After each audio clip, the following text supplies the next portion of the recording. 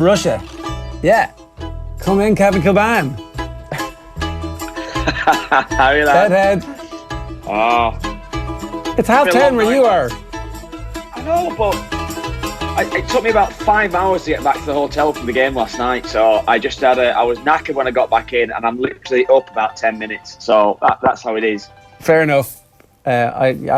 We accept your honesty and actually like it. How was the game? How's the stadium? What was going on? Stadium was class. Really, really good stadium. Atmosphere was very good. I think the atmosphere was helped last night largely down to the fact there was a lot of Mexican supporters, Peruvian supporters. There was different nations that were at the game, so I think that did help the atmosphere last night. But in fairness, no hassle at all getting to the game. I think actually it was really good atmosphere. The Russian supporters were in great form actually, so it was all good. Kenny's here with us, by the way. Kenny, you meant to wear that headphone throughout the show. Do you know that? Both headphones. Sorry, lads. I'm letting you down here. Both headphones. All right, Kev, how's it going? Kev, have you been to bed? Kev, have you been to bed? Seriously. Kenny, come on. Kenny, listen to me. You just rolled in about half an hour ago. You just rolled in that 24-hour McDonald's, the biggest McDonald's in Moscow. No. Absolutely no night out last night. Kev, how did Robbie Williams go down? I saw about 10 minutes before I headed out the door. I wasn't having it. Terrible, mate. Honest to God, it was awful. It was awful. I'm not a big fan anyway, but no, it wasn't my style really. No. You could have done better, Kev. I've seen you. Well, I don't know about that. I don't know about that, Ken. But no, before the game, it was in and around the game before the match. There was a lot of the police that was stopping. Letting loads of dignitaries in, so I only got into the ground probably about 5:20, I would think. Just it was just literally on when I was going into the stadium, and I went in. I watched the back end of Robbie Williams, and not for me, Ken, as you know. Yeah. Mick Jagger had been doing this stuff, Kev would have been whoosh. That was it. Straight down the front. He did look a little bit like Morrissey, which I'm sure would be more up your alley, Kev. Yeah, I do like the Smiths, as you know, Owen, but. I don't know, Owen. I don't know if what did it sound like on TV? Because the stadium, the stadium, like what is it? The camera, sound system. No, the sound system in the stadium it wasn't actually great at the start of the game. They kind of fixed it during the match actually. Yeah. So I don't know if that maybe added to the problem of it. I don't really know. But what was it like around the town, Kev? The hours leading up to the game. But honestly, Ken, it was. I was just saying that to Jerry if you'd have had your headphones in. That the atmosphere around the stadium was great. Getting into the game beforehand was really, really good. I just think there was a real buzz. I think the real togetherness. I think from the Russian supporters as well. So yeah, it felt great. What about the quality of football? I didn't see the game. I was in transit. What did you make of it in Russia? I know Saudi Arabia are pretty poor, obviously. Physically, Ken, you could see them. Saudi Arabia in the first 15-20 minutes playing some decent football, creating a few openings. They never created any chances, really. And physically, you could just see any time that they were giving the ball away, sloppy passes in midfield. Russia just had too much of them physically, and I think maybe from a technical point of view, probably in the final third, they look more clinical, and that was how it went, really, the game. So I wouldn't fancy him to get out of that group, Kev? Do you fancy him to get out of the group? Russia now, only because. Well, you think now, now they could get a draw against Egypt, so you could get out on 4 points now with that goal difference, couldn't you? That's the thing. So they'd be looking maybe at Egypt against Saudi Arabia themselves, but Uruguay look nailed on now. I think that's the way it is for them. Just a quick word on the finishing from the Russians yesterday. 3 of those goals were absolutely beautiful goals. The little dink over the 2 defenders, granted they were sliding a little bit fast, but that and the finish, because it looked like I thought the pass had screwed it up before that, the outside of the foot going away, and then the free kick. I mean, that's about as good an opening World Cup fixture as we could have hoped for. Yeah, well, I think the lad that scored the free kick, he set up the 4th goal, I think it was, Golovin.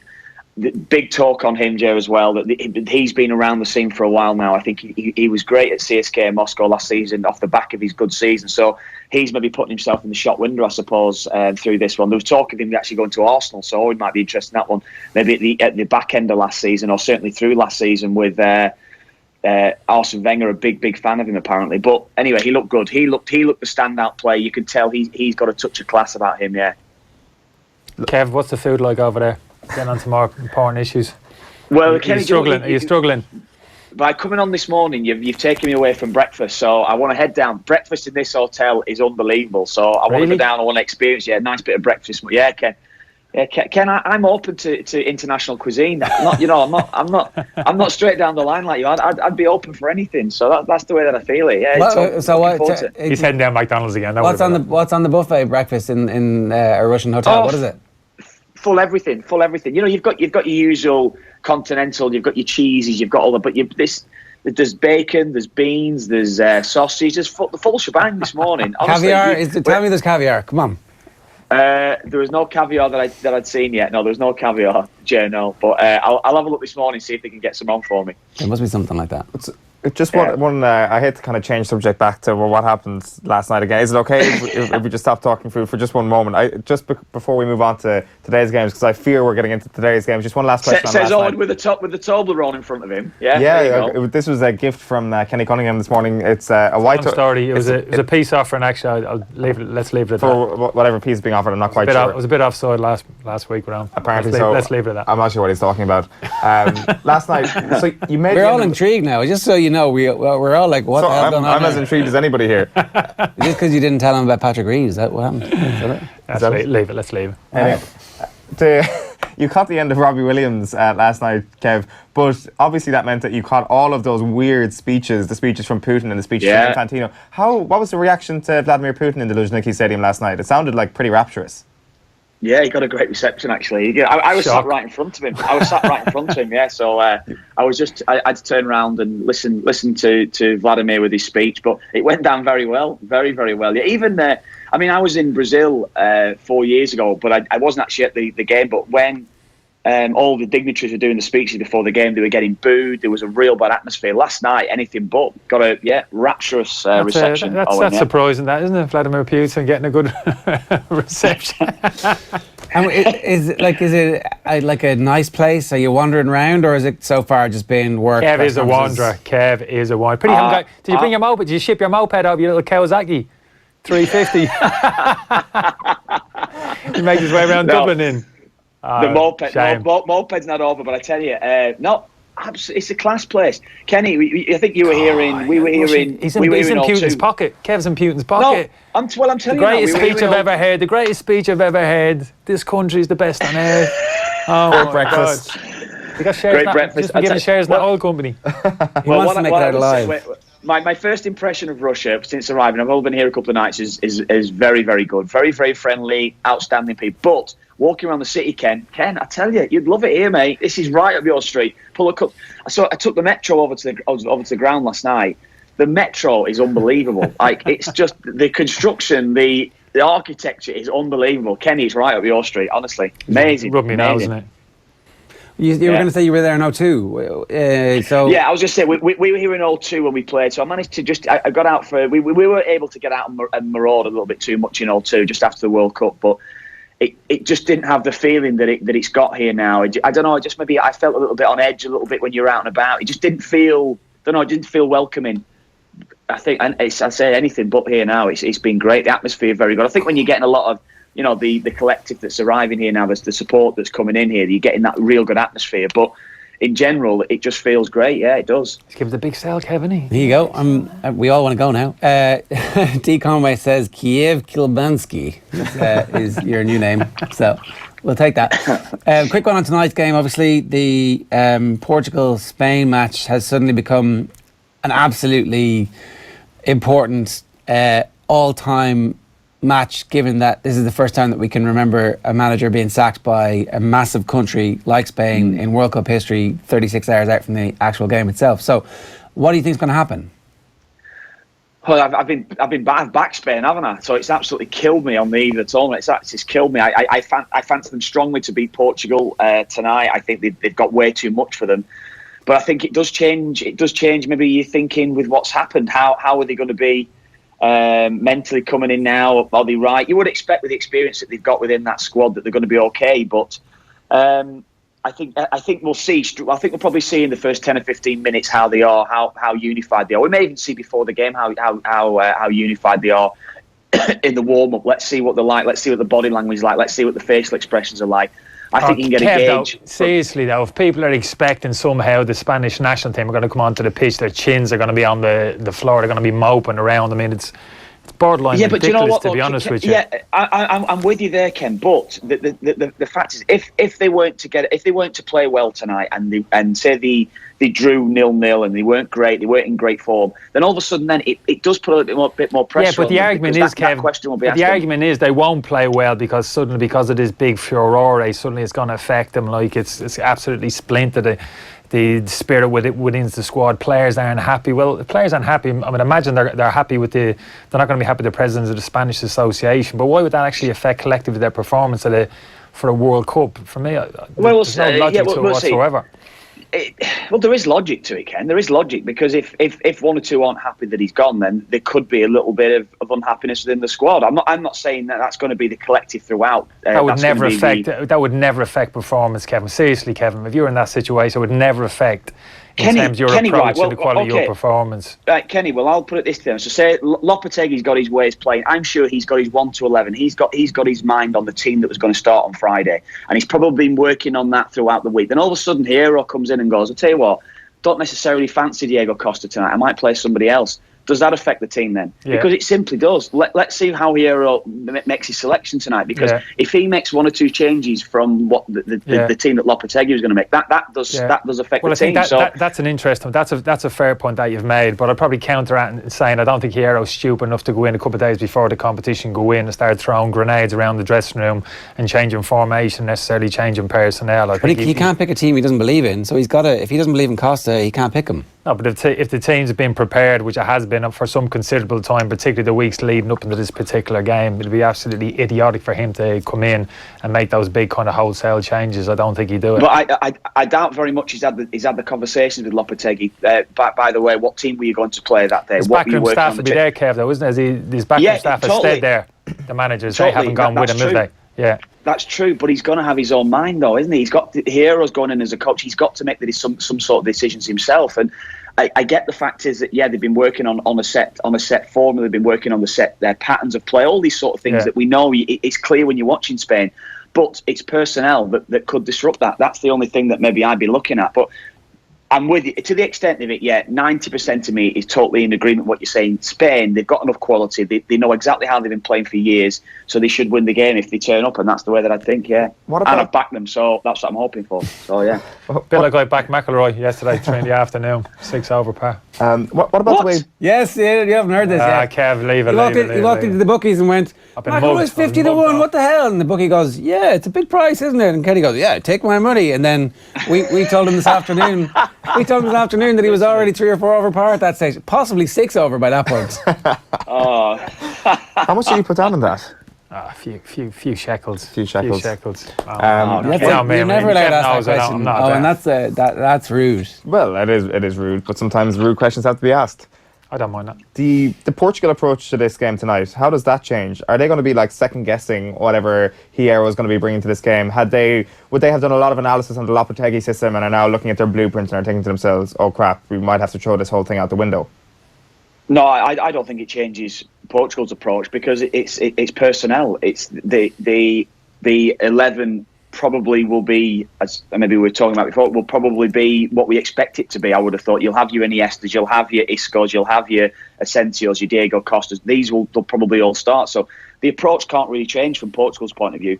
They may sense blood a little bit. I don't know. They may sense that there's a chance for them, but the quality of players within that Spanish side are way above Portugal. But I don't know. I don't fancy Portugal. I don't fancy them tonight. I still fancy Spain to win it. The 3 centre halves they've got, I think, are all the same age, all 34. Pepe, Bruno Alves, and Jose Font. Yeah. So like it's an aging centre back partnership, whatever they go with. I don't think they'll go with a back 3 somehow, but whatever the 2 they do pick at the heart of the defence could be their Achilles heel, Kev. Yeah, well, that's where they've played. That's what they built the success on over the last few years, winning at the Euro, defensive structure, 4 at the back. I can't see them changing the system of the side.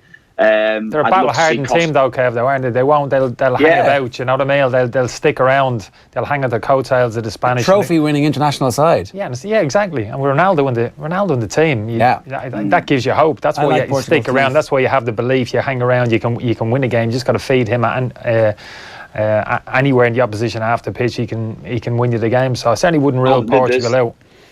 There's a bit of money. There's a bit of money, I'm sure, now that's gone on Portugal over the last few days. I'm sure that one or two people have just got a bit of a smile on the face. But they're starting to sway towards Portugal now. But I still don't fancy them. I just don't think they've got enough. I really don't. Who do you fancy to win it, Kev? Well, again, I fancied Spain, Kendo, but my mindset's changed a little bit now. I can't see beyond Brazil, Germany, or Spain. They're the three. If I'm looking to nail it down now, I'd still got to stick with Spain because I've backed them all the way through, so I've got to stick with them. Quick word on the England 11. It's effectively been leaked. Dyer isn't playing. Kyle Walker is going to be part of the back three. The left wing back is going to be Ashley Young. It's going to be Lingard, Dele Alli and Jordan Henderson in midfield, and Rashford obviously in making the front two. So it's going to be Harry Kane and Raheem Sterling. Yeah, no real surprise. I'm not surprised that he went with maybe the one sitter. There was talk he could have gone with Dyer and Henderson for this game. It's a system that he's been playing, so it's been working for him.